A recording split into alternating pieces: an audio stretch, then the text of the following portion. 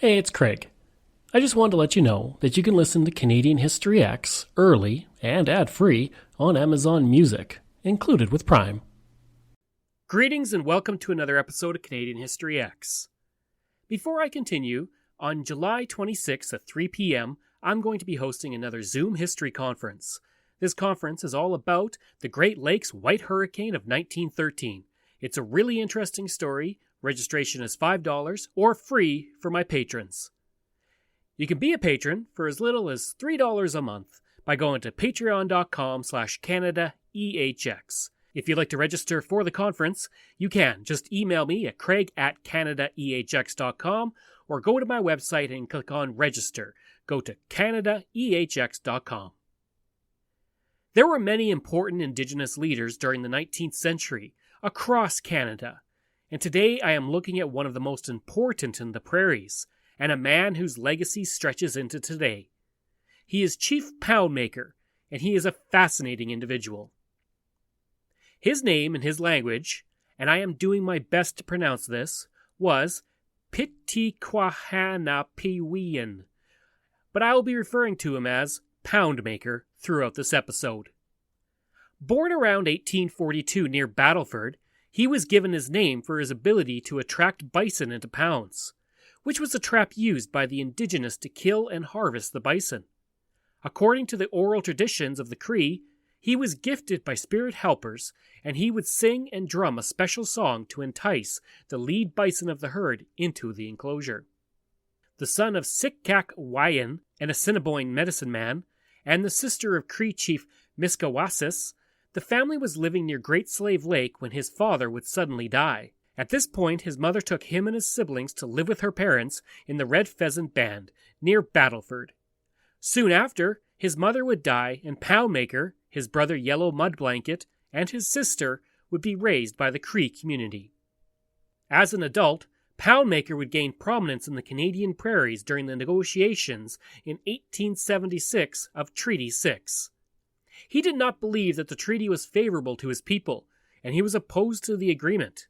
He asked government how they could lay claim to the territory, stating, "This is our land. It isn't a piece of pemmican, to be cut off and given little pieces back to us.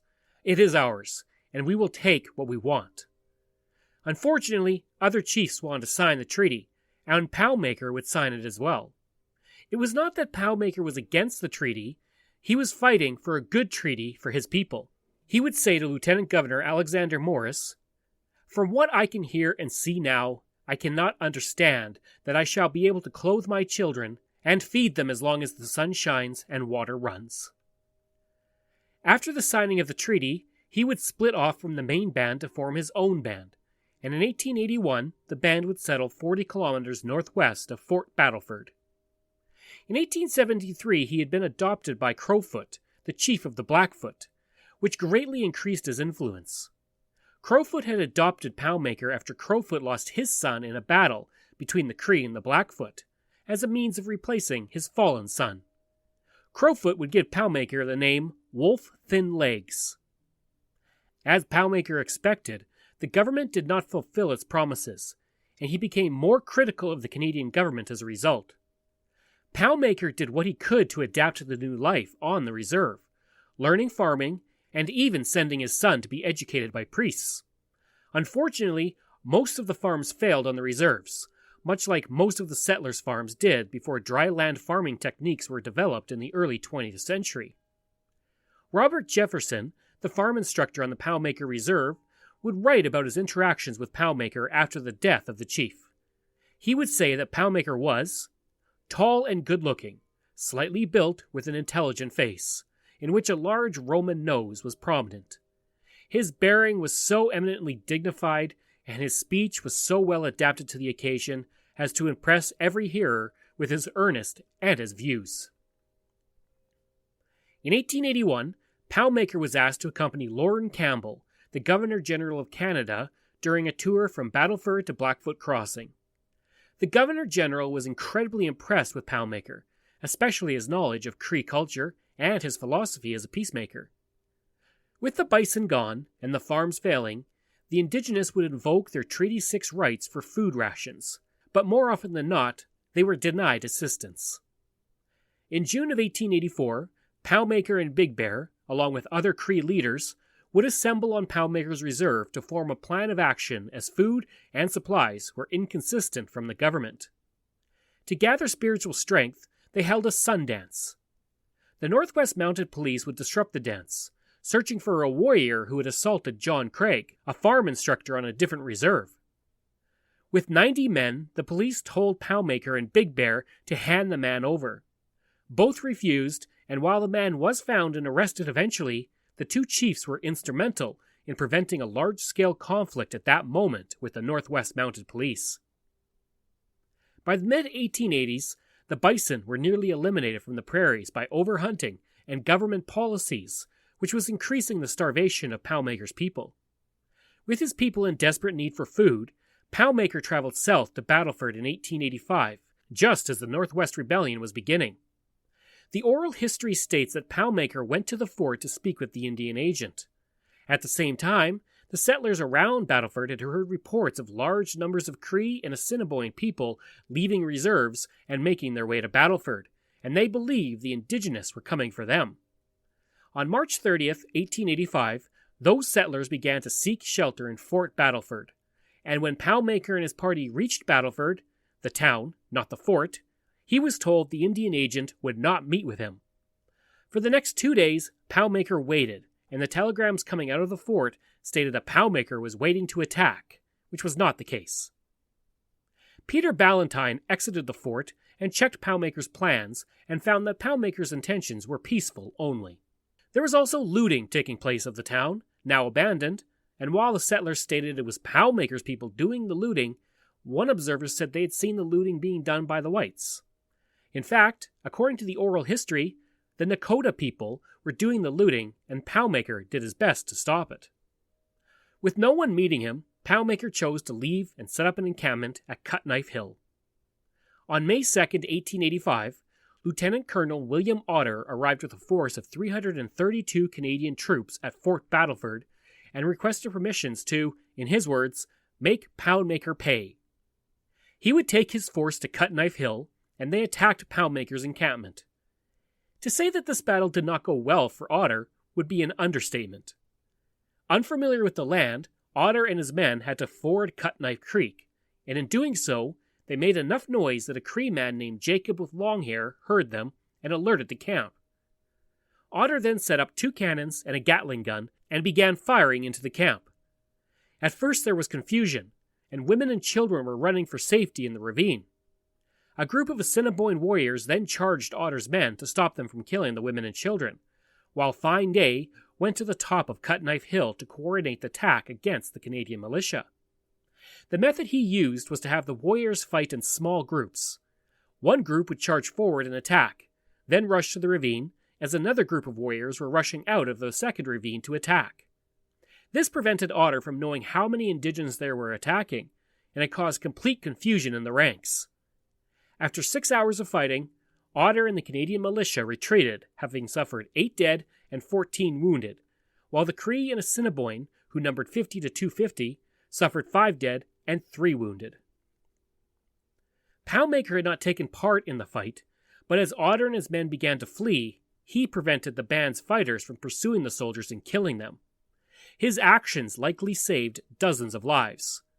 He is said to have said to his warriors, "They have come here to fight us, and we have defended ourselves, our women, and our children. Now we let them go." In the New York Times, it would say across the front page, "Defeated by Indians, Colonel Otter routed by Chief Poundmaker," which made it seem as though Poundmaker was a rebel looking for blood, when this was not the case.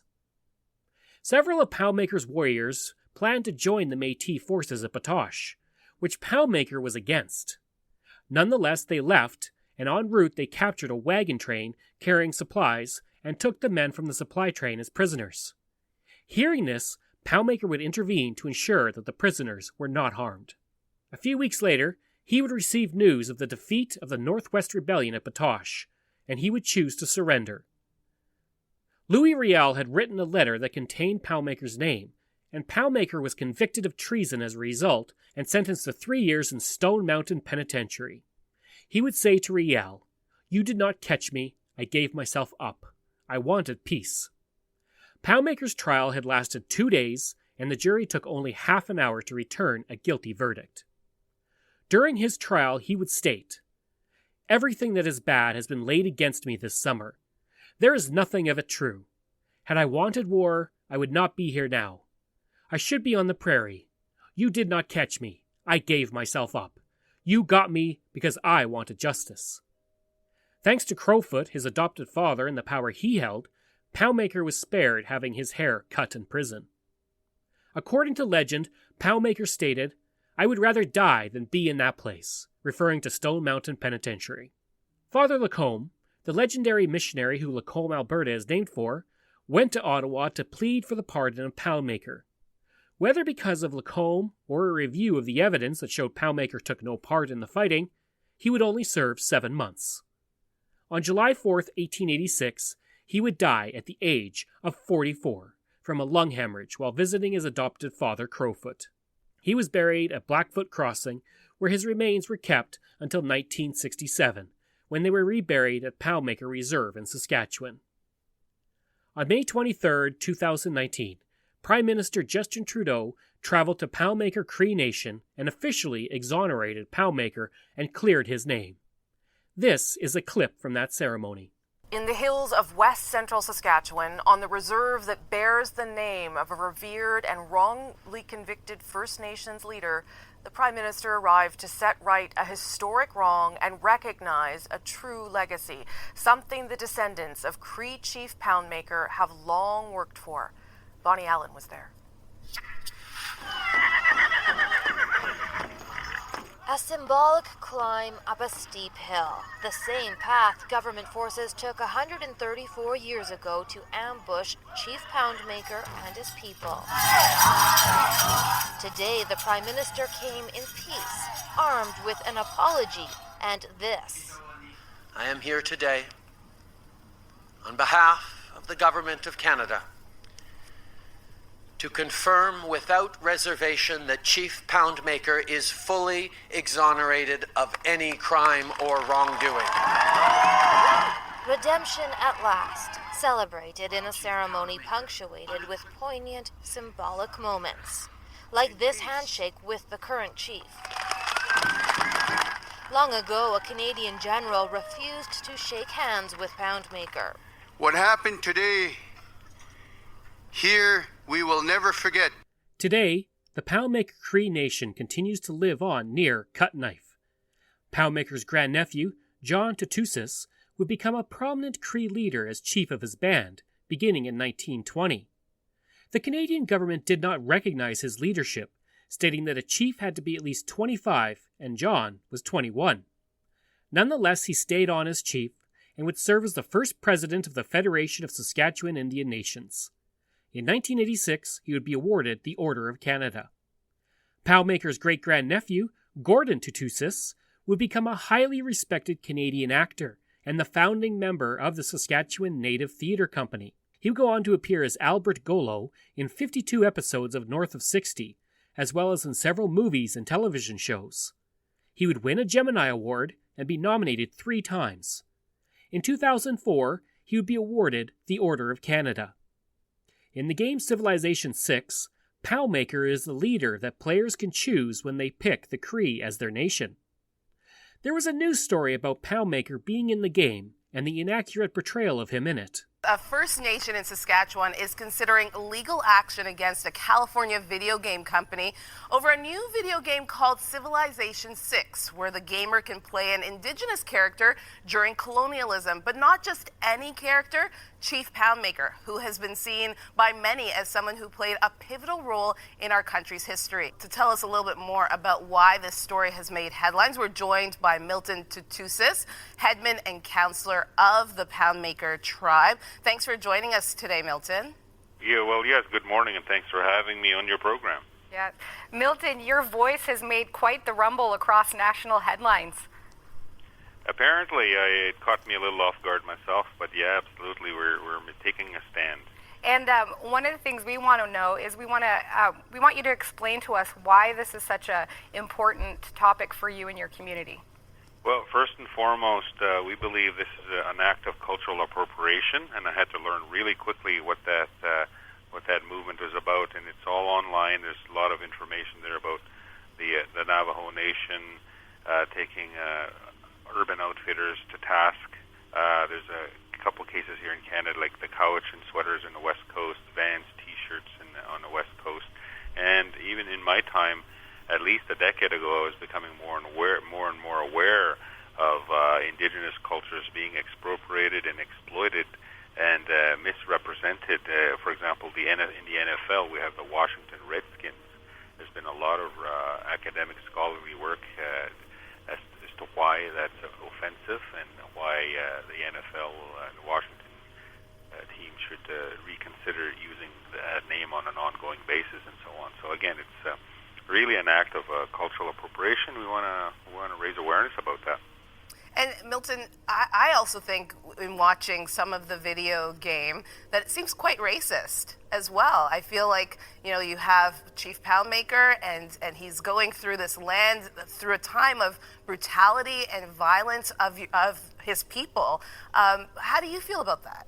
Well, when we first saw it, I thought it was actually kind of cool that Poundmaker, our famous chief, our iconic leader, is in a game. But then when I looked further into it and saw the trailer and started searching online of Civilization 6 and understanding the themes, like it's still, these games are potentially very harmful to naive gamers, particularly young people, maybe millennials, whoever plays these games. I'm not a gamer myself, but immediately these thoughts came across my mind after some analysis, and that is we're still trying to work our way out of the tremendous, horrific, negative impacts of colonization, imperialism, these concepts of doctrine of discovery and genocide, which is a very strong term that's been used, but it's been used particularly from the fallout of the Indian residential school experience here in Canada and indeed in the USA.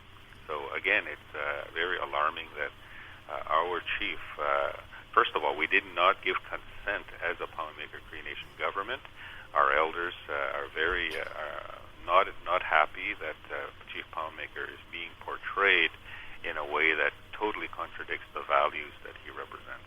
In July 2018, for the first time since 1885, several personal belongings of Chief Poundmaker were returned to the Poundmaker Reserve and are housed at the Poundmaker Museum and Historic Site. I hope you enjoyed that episode of Canadian History X and our look at Chief Poundmaker. If you did, give a rating and review. You can reach me at craig@canadaehx.com. You can support the podcast at patreon.com/CanadaEHX. You can find many videos I do on Canadian history on my YouTube channel. Just go to youtube.com/CanadianHistoryX. And you can visit my website where you'll find hundreds of articles on Canada's history at CanadaX.com. Information comes from the Canadian Encyclopedia, Wikipedia, Virtual Saskatchewan, Biography.ca, The Star, The Plains Indians, Sask Culture, and PoundmakerCN.ca. Thanks, and we'll see you again next time.